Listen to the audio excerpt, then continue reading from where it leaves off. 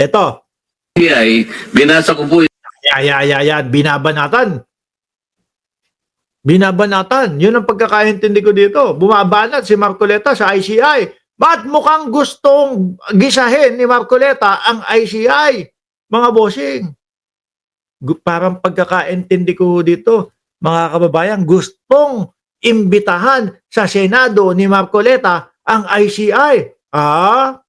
Bakit daw? Independent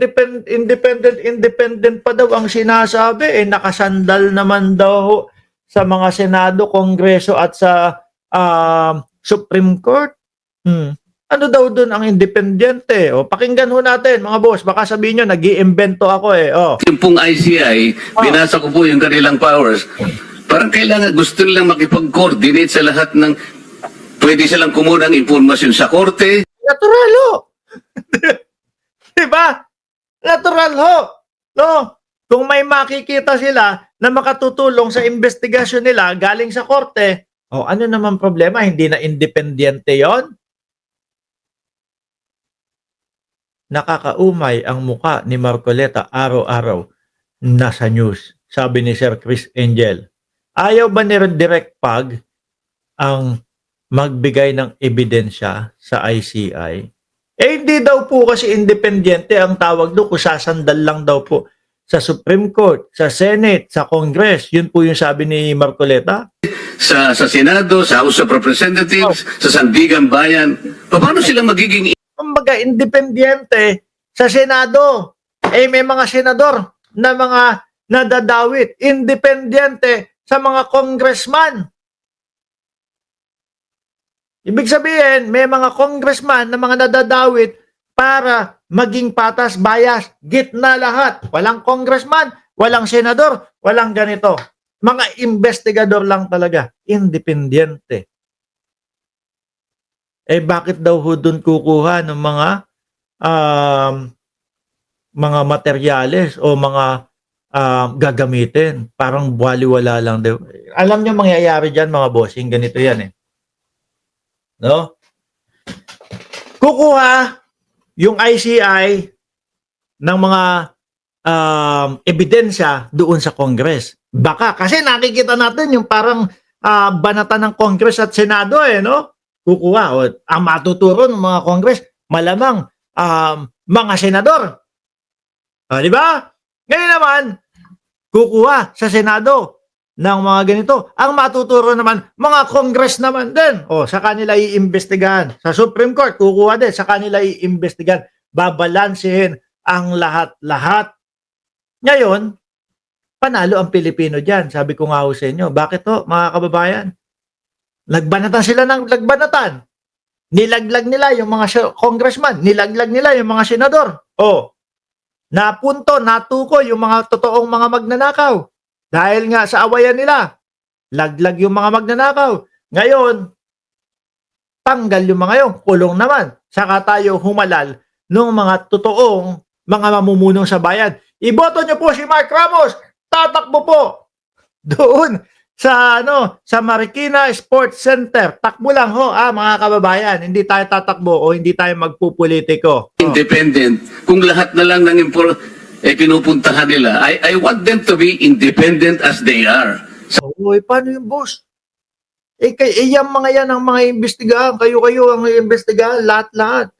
Gusto nila simula po sa pinakailalim. Ganun. Kung ito, may sinasabi ang Kongreso tungkol sa Senado, kunin ko yung mga ebidensya ninyo. Ang mga senador naman, meron sinasabi dito sa mga ito, kunin ko yung mga ebidensya nyo. Di ba? Ganun ang ibig sabihin, boss eh. Sana ipatawag din natin sila, Mr. Chair. Ayan na!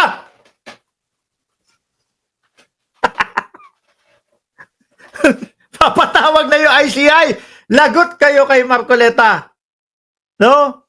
Lagot kayo kay Marcoleta. Ano daw? Sana ano po? Ipatawag din natin sila, Mr. Chair. Ako po, ayan na. Sabi ko na nga ba. Ipapatawag na kayo ni Marcoleta. Lahat na yata, gusto ipatawag ni Marcoleta. Ipatawag din natin sila, Mr. Chair, para magpaliwanag sila. Ako, magpapaliwanag ang ICI. pagpapaliwanagin kayo. Oh, bakit kayo hihingi ng ebidensya sa Senado? Bakit kayo hihingi ng ebidensya sa Kongreso? Ipaliwanag niyo yan. Paano kayo naging independente? Ganun. Iba definition ni Pag. Sabi ni Richard Lee, sa independent daw ho. Sabi ni Merle, good morning. Good morning din po. Ang yabang ni Marcoleta. Sabi, kala mo kung sino. Sabi ni Dark Phoenix, iba talaga ang utak ni Boy Corriente.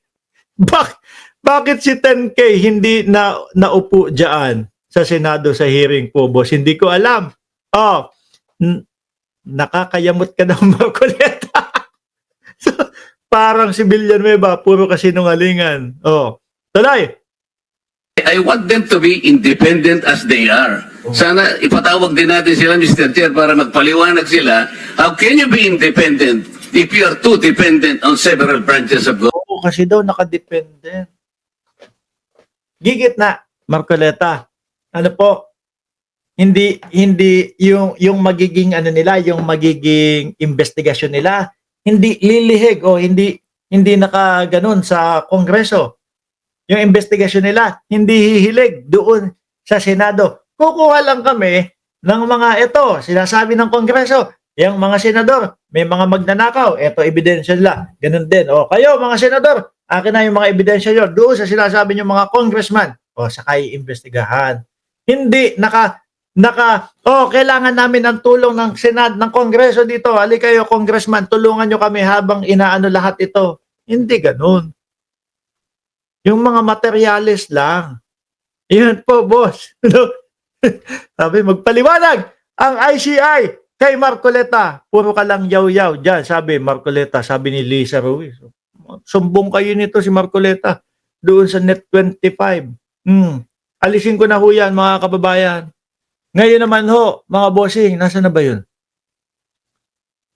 Sabi nyo, tahimik sa Davao. No? Sabi nyo, tahimik sa Davao, ha? Hindi naman yata. Pakinggan nyo, tingnan nyo ito. Oh. Sabi nyo, walang mga ghost project sa Davao. Tingnan nyo ito, mga kababayan. Nakita ko lang, oh. Kasama lang sa topic natin, oh. Sabi dito, oh, show cause order, naglabasan ng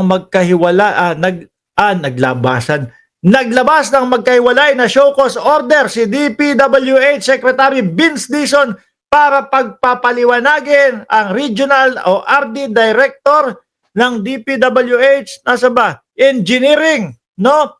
Regional Office 11 at ang District Engineer ng Davao Occidental Engineering Office kaugnay sa 96.5 milyong kulaman